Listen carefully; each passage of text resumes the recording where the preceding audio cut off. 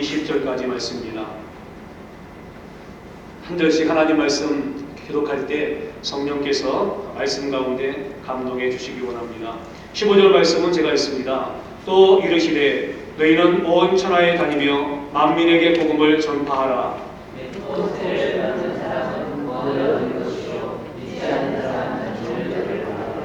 믿는 자들에게는 이런 표적이 따르리니 곧 그들이 내 이름으로 귀신을 쫓아내며 새 방언을 말하며 뱀을 쏘으며 무슨 독을 마실지라도 해를 받지 아니하며 병든 사람에게 손을 얹을 알아라. 주 예수께서 말씀을 마치신 후에 하늘로 올려지사 하나님 우편에 앉으시니라. 제자들이 나가 두루 전파할세 주께서 함께 역사하사 그 다른 표적으로 말씀을 확실히 증언하시니라. 아멘.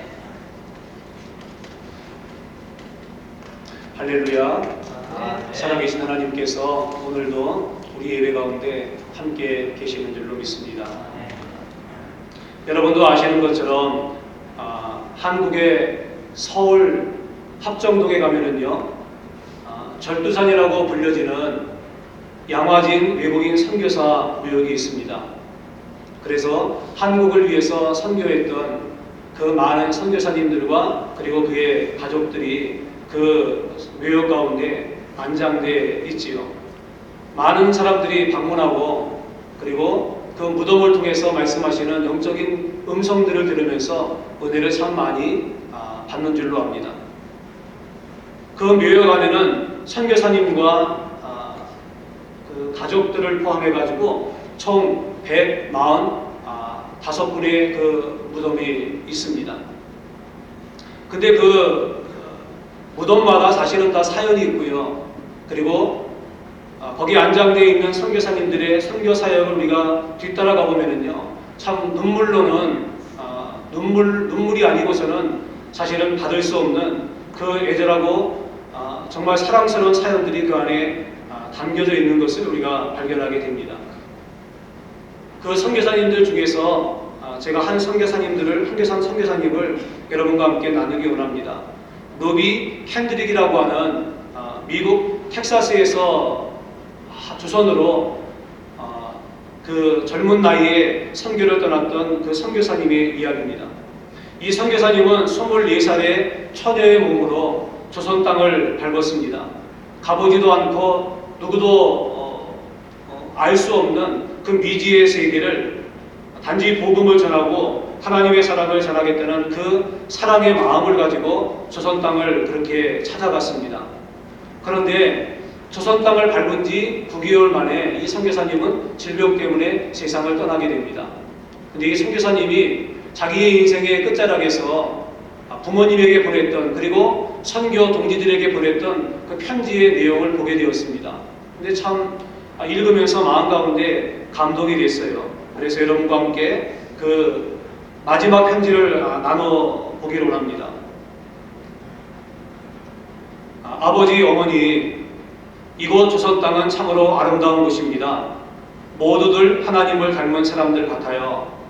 선한 마음과 복음에 대한 열정으로 보아 아마 몇십 년이 지나면 이곳은 예수님의 사랑이 넘치는 곳이 될 것 같아요.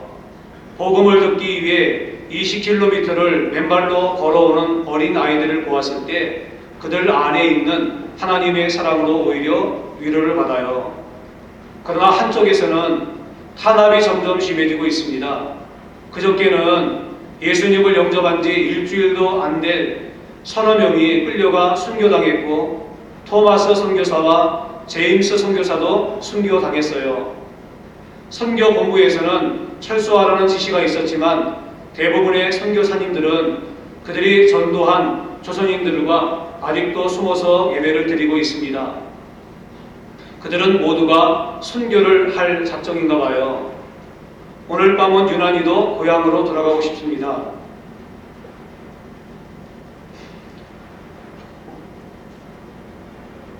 외국인을 죽이고 기독교를 증오한다는 소문 때문에 부두에서 저를 끝까지 말리셨던 어머니의 얼굴이 자꾸 제 눈앞에 어른거립니다. 아버지, 어머니, 어쩌면 이 편지가 마지막일 수도 있어요. 제가 이곳에 오기 전 뒤뜰에 심었던 한 알의 씨앗이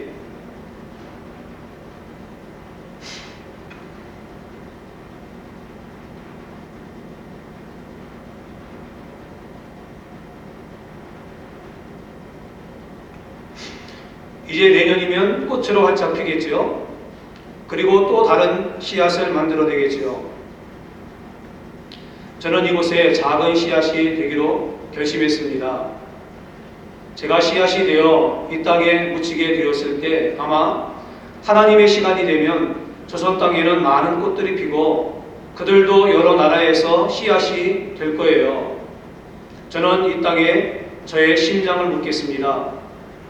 바로 이것은 저의 조선을 향한 열정이 아니라 하나님의 조선을 향한 열정이라는 것을 알게 되었습니다. 아버지, 어머니 사랑합니다. 제가 처음 이 편지를 읽을 때에도 똑같은 마음이었습니다.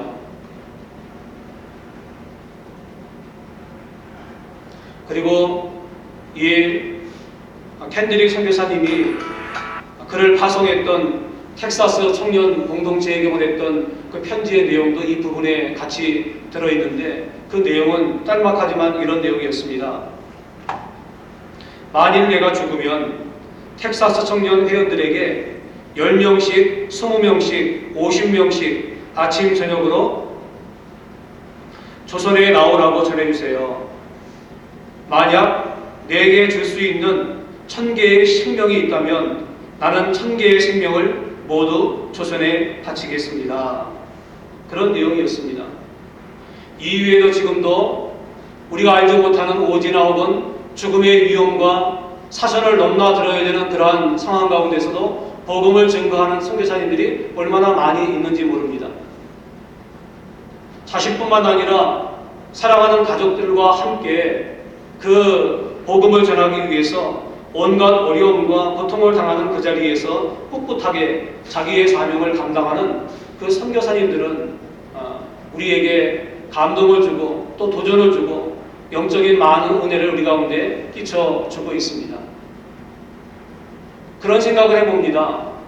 그들의 인생이나 우리의 인생은 다 똑같이 소중한 겁니다. 인생은 되돌릴 수도 없고 연습도 없습니다. 한번 지나간 인생은 다시 돌아오지도 않습니다. 물론 그 시츄에이션 가운데 우리가 설 수는 있지만은 그 시간 가운데는 설 수 없는 거지요. 그래서 사람들은 자기의 인생을 소중하게 생각을 합니다. 가치 있는 인생을 살려고 노력을 하고요. 행복한 인생을 살기 위해서 또 노력을 하고요. 또 기쁨이 넘치는 그런 인생을 살기 위해서도 부단하게 애를 씁니다.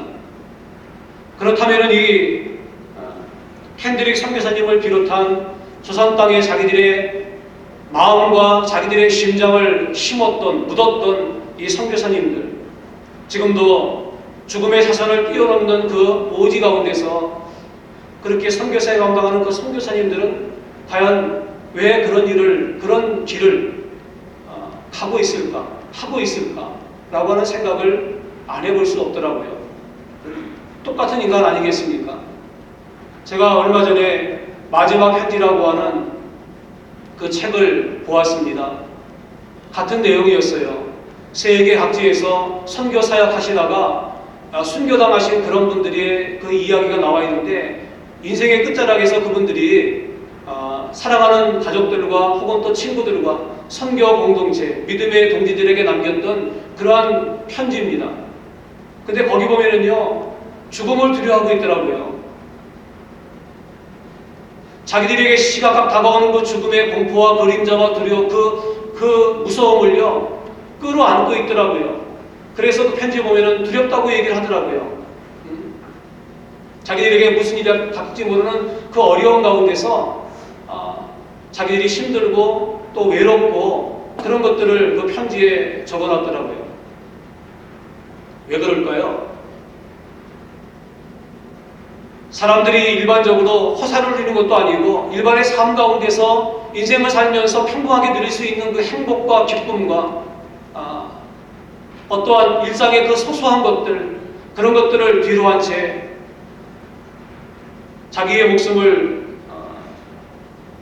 내어 던지면서까지 그렇게 선교 현장에 가서 자기의 인생을 드리는 그분들의 마음 가운데는 또 무엇이 있을까? 그것이 바로 우리가 읽었던 이 마가복음을 이제 끝내면서 그 끝자락에 나와 있던 이 말씀 때문에 그들은 앞에서 말씀드렸던 그 모든 것들을 포기하고 그 선교지까지 알지 못하는 땅이며 만나보지 못한 사람들이었고 알 수 없는 얼굴들, 이름도 알지 못하는 그들을 위해서 자기의 모든 것들을 다 내어 던지고 후회 없이 복음을 들고 선교지까지 가더라고 하는 겁니다.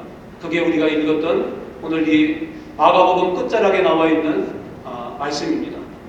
이 말씀은 예수님께서 십자가에 돌아가시고 난 다음에 3일 만에 부활하시고 이 땅에 40일간 계셨습니다. 그리고 난 다음에 이제 하늘로 승천하시면서 맨 마지막으로 제자들에게 주었던 예수님의 어떤 이 세상에서의 삶 가운데서는 마지막이기 때문에 유언과 같은 또 지상 최대의 명령이라고 불리는 이 말씀을 제자들과 오고 오는 믿음의 사람들에게 남겨두시고 예수님은 하늘로 올라가셨습니다. 그것이 바로 우리가 읽었던 이 본문의 말씀입니다. 너희는 온 천하에 다니며 만민에게 복음을 전파하라. 믿고 세례를 받는 사람은 구원을 얻을 것이요 믿지 않는 사람은 정죄를 받으리라 그러셨습니다. 이와 유사하면서 우리가 친숙하게 알고 있는 또 다른 성경 구절의 말씀이 마태복음 28장에 나와 있지요. 그러므로 너희는 가서 모든 족속으로 제자를 삼아 아버지와 아들과 성령의 이름으로 세례를 주고 내가 너희에게 분부한 모든 것을 가르쳐 지키게 하라. 볼지어다 내가 세상 끝날까지 너희와 항상 함께 있으리라. 예, 이 말씀이 자신들의 마음 가운데 있었고 예수님이 그 바라보는 영혼들, 예수님이 정말로 소중하게 여기셔서 십자가 위에서 자기의 몸을 찢고 자기의 피를 흘려서 자기의 생명을 주기까지 아낌없이 사랑했던 그 사람들을 향해서 달려갈 수 있고 자기의 온 생을 거기에 쏟고 후회 없는 인생으로 달리게끔 만들었던 바로 원동력은 오늘 본문의 말씀이라고 하는 겁니다. 그렇습니다. 이 말씀이 얼마나 소중하면요 자기의 생을 걸 수 있을까요? 앞에서 말씀드린 것처럼 인생은 한 번밖에 없는 거기 때문에 누구나 다 가치를 추구합니다. 의미를 추구합니다. 그래서 인생의 시간들을 다 갔을 때 자기가 인생의 뒤안길을 볼 거 아닙니까? 그때에도 내가 걸어온 길, 난 정말 후회하지 않았다. 난 정말 아름답고 좋은 길, 가치 있는 길, 그 길을 향해 달려왔다. 라고 그렇게 말할 수 있는 인생을 살기를 바라는 것입니다. 그건 저도 그렇고 여러분도 마찬가지입니다. 근데 여러분, 사람들이 다 인생에서 가치 있고 소중하게 여기는 그런 것들이 다 있습니다. 공통적인 것도 있고요. 또 사람마다 다른 것도 있습니다. 근데 그리스도인에게 있어서 이 땅을 살고 있는 우리에게서 가장 소중한 가치, 가장 소중하게 붙들어야 될 것들, 가장 중요한 의미를 담고 있는 그것은 무엇인가? 그것이 바로 너희는 온 천하에 다니며 만민에게 복음을 전파하라라고 말씀하신 이 주님의 명령인 줄로 믿습니다. 왜냐하면 이 말씀은 예수님의 행적을 다루고 있는 복음서의 맨 끝자락에 나와 있는 말씀이고 그리고 예수님이 이 땅을 떠나시면서 유언과 같이 남기신 말씀이기 때문에 그렇습니다. 유언은 귀한 거죠. 유언을 등한시 여기는 자녀들은 없습니다. 아무리 평상시에는 부모님 말씀을 어기고 그리고 부모님 뜻대로 살지 않던 그런 자녀라고 할지라도요, 부모님이 돌아가시면서 남겨놓은 그 유지, 유언은요, 자기의 심장 가운데 담고 그렇게 살려고 노력하는 게 사람 아니겠습니까? 그렇다고 한다면은 사랑하시는 예수님이 우리에게 맡겨주신 이 유언과 같은 말씀, 그것이 우리의 인생 가운데 가장 소중하고 가치 있고 의미 있고 정말로 중요한 말씀이고 또 그것이 중요한 일이기 때문에 그런 겁니다. 우리가 오늘 읽었던 말씀 보니까 너희는 온 천하에 다니며 만민에게 복음을 전파하라 그렇게 말하고 있습니다. 제일 중요한 건 복음이라고 하는 거죠. 복음을 너희가 전파해야 된다라고 하는 것이 주님의 최후의 유언적인 메시지예요. 근데 여기 보니까 이 복음을 어떻게 또 어떤 방식으로 누구에게 전해야 될지에 대한 구체적인 것들을 우리 가운데 말씀해 주고 있습니다. 너희는 온 천하에 다니며 만민에게 복음을 전해야 된다고 말씀해 주고 있습니다. 우리가 복음을 들고 세상으로 나가야 되는 이유가 여기 있는 겁니다. 우리의 삶의 현장 가운데서 이 복음을 들고 안 믿는 자들에게 복음을 담대하게 선포해야 되는 이유가 여기 있는 겁니다. 우리가 알지 못하는 미지의 땅에 가서 복음을 전해야 되는 선교적인 사명도 같은 맥락에 있다라고 하는 겁니다. 그게 뭡니까? 너희는 온 천하에 다니며 라고 말씀하고 있습니다. 가만히 있어서 생명의 복음은 증거되지 않는다고 하는 거죠. 예수 믿고 구원받고 그리고 천국 가고 영생을 소유한다고 하는 예수 그리스도께서 이 땅에 오셔서 이루어 놓았던 이 복음의 핵심적인 내용은요, 절대로 밖에 나가서 증거하고 선포하지 않으면 사람들에게 전달되고 생명의 놀라운 역사가 나타나지 않기 때문에 그런 겁니다. 그래서 너희는 온 천하에 다니며 라고 말씀해 주고 있는 겁니다. 이 다니면은요, 작게 보면은 내 삶의 주변을 얘기를 하고요, 포괄적으로 넓게 본다면 그것은 바로 이제 미션인 거죠. 세계를 향해서 우리가 생명의 복음을 들고 나가는 것. 누구에게 복음을 전해야 합니까? 만민입니다. 이거는 인종이나 차별이 없는 겁니다. 모든 사람, 그들에게 복음을 전해야 한다고 말씀해 주고 있어요. 왜 그럴까요? 그들은 하나님의 형상대로 지음받은 하나님의 소유이기 때문에 그렇습니다. 하나님이 정말로 귀중히 여기시고 예수 그리스도께서 그들을 위해서 십자가 위에서 그들을 죄 가운데서 구원하시기 위해서 죽으신 사람들이기 때문에 차별이 없이 그들에게 복음을 증거해 준다고 우리 가운데 말씀해 주고 있는 거예요. 그래서 복음 증거는 중요합니다. 내 마음 가운데만 간직하고 있으면 안 돼요. 이건 마치 무엇과 똑같냐면요, 사랑의 표현과 똑같습니다. 사랑은요, 표현하지 않을 때까지는 사랑이 아니라 그랬어요. 종은요, 울리기 전까지는, 때리기 전까지는 종이 아니다, 그런 말 있지 않습니까? 마찬가지예요. 진정 우리가 누군가를 사랑한다면 사랑은 나타나게 돼 있어요. 얼굴이 나타나고요, 삶을 통해서, 활력을 통해서, 그리고 주변 사람들이 보면 알아요. 그렇죠?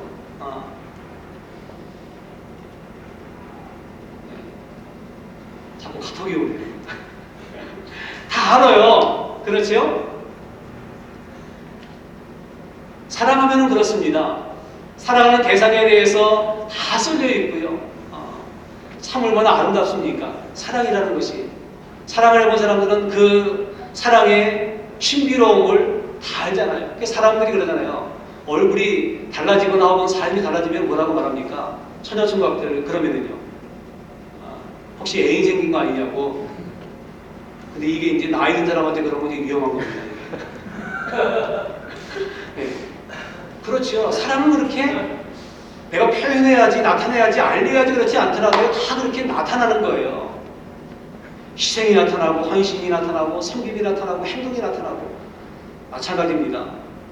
정말로 우리 안에 예수 그리스도에 대한 이 사랑하는 마음과 우리 안에 정말로 예수 그리스도의 십자가의 구속의 은혜가 있고 부활의 생명이 있는 사람이라고 한다면 어떻게 합니까? 이게 나타나게 돼 있다는 거지. 그래서 이 복음을 전하지 않고는요, 견딜 수 없는 마음이 내 마음 가운데 있는 거예요. 그래서 내 마음을 닫아놓지 못하는 겁니다.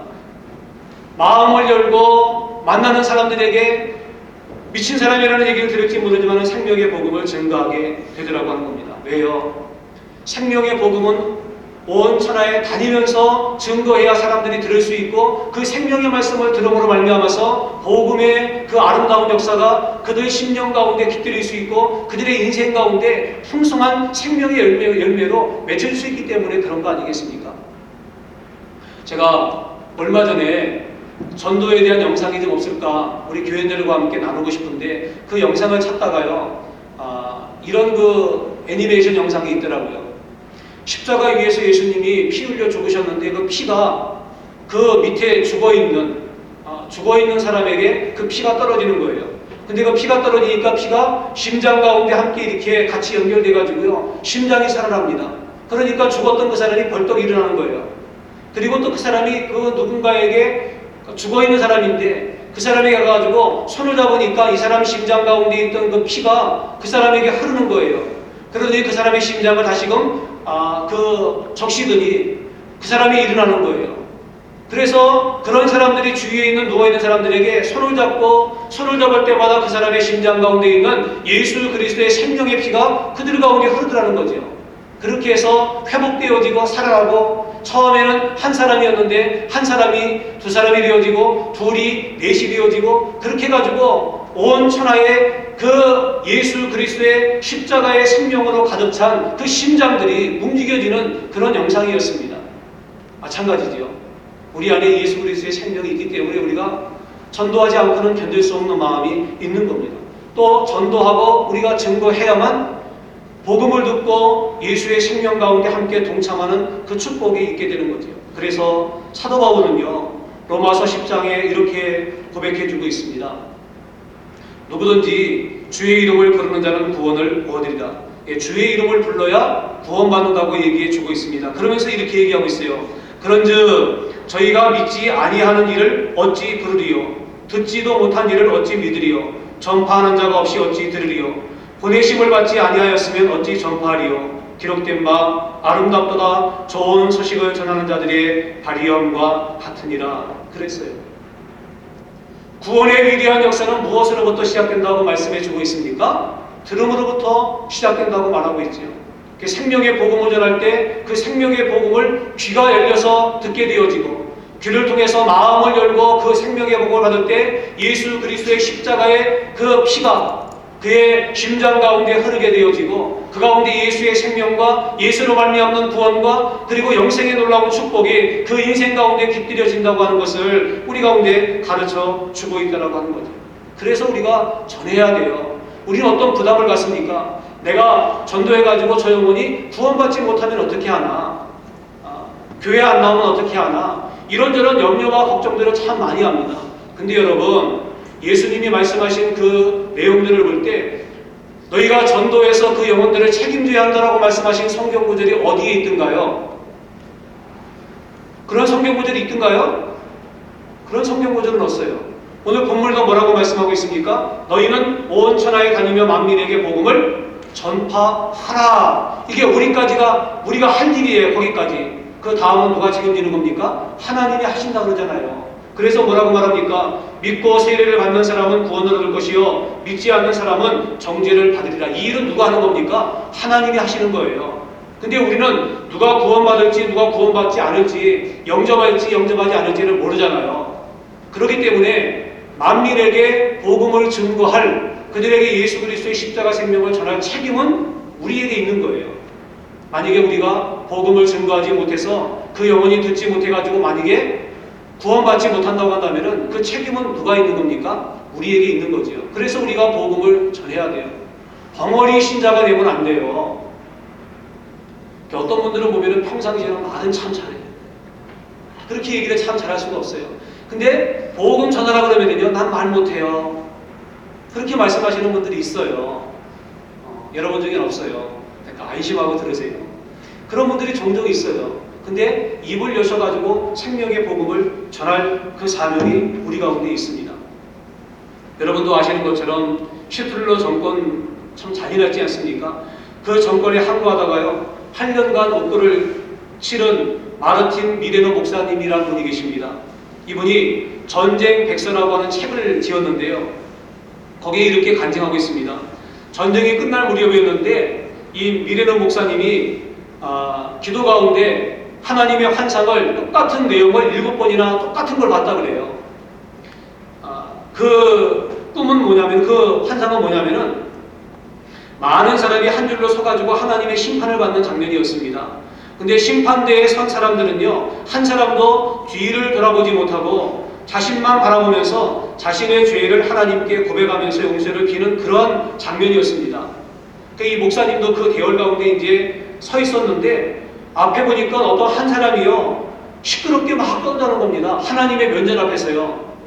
다 자기의 죄를 고백하고 하나님 용서해 주십시오라고 간절하게 그렇게 구하는데, 한 사람은요 그 시끄럽게 막 떠들면서 막 그렇게 항변하더라는 겁니다.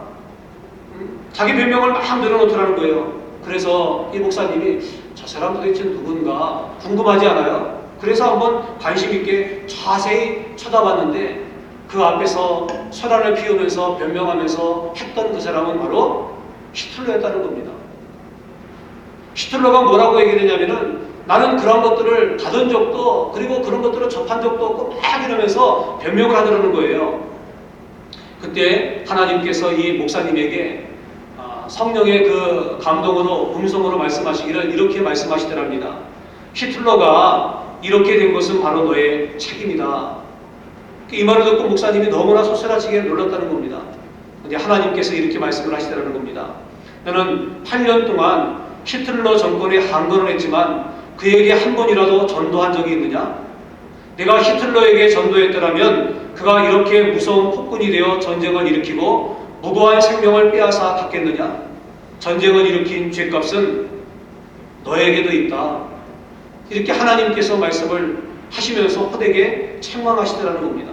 그래서 이후에 목사님이 고백하기를 이 전쟁의 책임은 나에게도 있습니다. 라고 회개하면서 눈물로 전쟁 이 백서를 썼다고 하는 거죠. 그렇습니다. 그렇기 때문에 우리가 생명의 복음을 들고 전해야 할 사명이 우리에게 있는 줄로 믿습니다. 지금도 그 누군가는요, 우리의 삶의 주변에서 우리가 예수 그리스도를 믿어야만 구원받고 죄사함 받고 그리고 천국 가고 영생을 얻을 수 있습니다라고 하는 그 이야기를 아마 얘기는 하지 않지만은 자기도 모르기 때문에 인생에 답답한 문제가 있고 풀리지 않은 문제가 있고 정말 죽을 맛으로 인생을 사는 그런 사람들의 삶의 그 모습이 어쩌면은 그럴 수 있다는 겁니다. 우리가 예수 그리스도를 믿어야만 인생에 안고 있는 모든 문제들이 해결되고 죄사함 받고 구원받고 천국 백성 되고 그리고 영생을 소유하게 됩니다. 인생으로서의 참된 가치와 아름다움을 누리며 살 수 있는 길은 바로 여기 있습니다 라고 하는 그 이야기를 전해주기를 갈망하고 있는 그 어떤 사람들이 우리 주위에 있을 수 있다는 거죠. 이건 가정이지만 실제일 수 있어요. 그러니까 우리가 용기를 내서 주위에 있는 사람들에게 생명을 복음을 증거할 그 이유가 바로 여기 있는 줄로 믿습니다. 어떤 의사 그 집사님의 간증을 제가 읽어본 적이 있었는데 이분이 개인병원을 운영하시는 그런 분입니다. 이분은 하루 일과를 마치고요 집에 들어오면은 그 소소한 낙과 재미가 뭐냐면은 그날 그 환자들 차트 있지 않습니까? 그걸 가지고 와가지고 그거하고 입금이 맞는가 돈이 맞는가 그거 확인하는 게 이분의 그 행복이었다 그래요. 비즈니스 하시는 분도 아마 이런 경험들이 있을 수 있을 거예요. 근데 그날도 이제 여러 때와 마찬가지로 인생에서의 자기의 작은 행복을 누리고 있는 그런 때였습니다. 열심히 하고 있는데 갑자기 번개가 스쳐 지나가는 것처럼 자기의 마음을 확 때리면서 갑자기 성령의 음성이 자기 가운데 들려오더라는 거예요. 그건 바로 뭐냐면은 너는 매일 환자의 진료 카드를 보면서 돈이나 계산하고 내 일생 그렇게 끝낼 거냐? 왜 내 환자들의 영혼은 한 번도 생각하지 않느냐?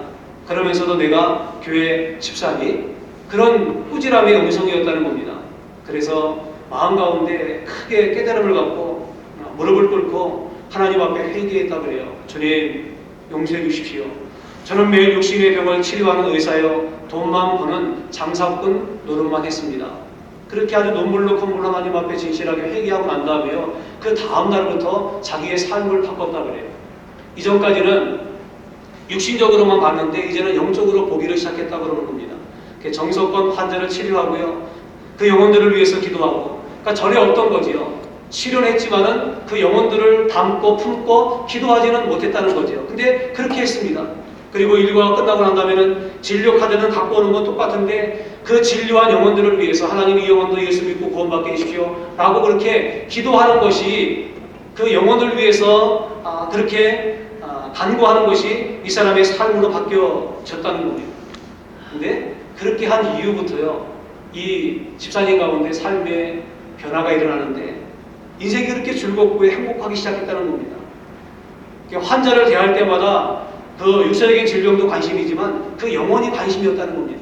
그래서 진료하면서도 하나님 이 영혼의 질병도 치료하시고 예수 믿고 구원받게 하여 주옵소서 그렇게 진료를 했다는 겁니다. 근데 여러분 플러스 알파의 축복이 뭔지 아십니까? 자기 영적인 삶도 그렇게 해서 부유롭고 풍성하고 정말로 행복한 그런 인생을 바꾸어 살았는데요. 그렇게 하니까 어떤 하나님의 축복을 주냐면요. 그 병원 의사 선생님이 너무나 친절하다고, 진찰 참 잘하고 자상하게 그렇게 해주시고 얼마나 사람 좋은지 모르고 병원 참 좋다는 소문이 퍼져가지고요. 아주 사람들이 그냥 물밀듯이 밀려가지고 그렇게 하나님의 놀라운 축복도 덤으로 받았다고 하는 그런 간증이었습니다. 그렇습니다. 오늘 저와 여러분의 삶 가운데도 이러한 은혜가 있게 되기를 간절히 원해요. 우리가 마가복음을 이제 마치면서 맨 마지막에 이 말씀을 이 전도와 그리고 영혼 구원의 말씀을 여러분과 함께 나누면서 우리 가운데 이러한 영혼을 볼 수 있는 마음과 눈이 열려지게 하옵소서라고 하는 기도를 간절하게 드려봅니다. 제가 이 설교를 준비하면서 그리고 이 2부 예배의 설교 말씀을 전하기까지 집에 가가지고 이걸 많이 참 묵상하면서 기도했습니다. 이게요, 자기 영혼에 대한 소중함을 깨닫지 못하는 사람들에게는 이게 그냥 좋은 얘기로만 들릴 수 있어요. 자기 영혼의 소중함과 자기 영혼의 진중함과 자기 영혼의 정말로 가치 있음을 아는 자들만이 다른 영혼들을 소중하게 볼 수 있고 다른 영혼들에게 생명의 복음을 전할 수가 있기 때문에 그런 거죠. 따라서 제가 간절하게 이 주사람교회를 목회하는 목사로서 하나님 앞에 정말로 간절하게 간구하면서 기도합니다. 그것은 우리 교인들이 영혼이 열려지게 도와주시옵소서. 그래서 영혼의 소중함, 자기 영혼이 얼마나 소중한 사실을 깨닫게 도와주시옵소서. 자기 영혼이 소중한 것을 깨닫는 자들만이 다른 사람의 영혼도 소중하다는 것을 깨달을 수 있기 때문에 그렇거든요. 이 은혜가 주사람 공동체 가운데 있게 하여 주옵소서. 그렇게 하나님 앞에 기도했습니다. 바라기는 여러분의 심령 가운데 이 은혜가 임하게 되기를 바라고요. 그럴 때 하나님께서 전도자에게 주시는 이 뒤에 나오는 놀라운 축복들과 기적들과 은혜들이 우리의 삶 가운데 나타나게 될 줄로 믿습니다. 기적이 나타나고요, 표적이 나타나고 이러한 하나님의 놀라우신 은혜들을 우리의 삶 가운데 누릴 수 있는 저와 여러분 우리 모두가 될 수 있기를 예수님의 이름으로 축복을 드립니다. 아멘. 이제 우리 성찬 예식을 함께 거행하도록 하겠습니다.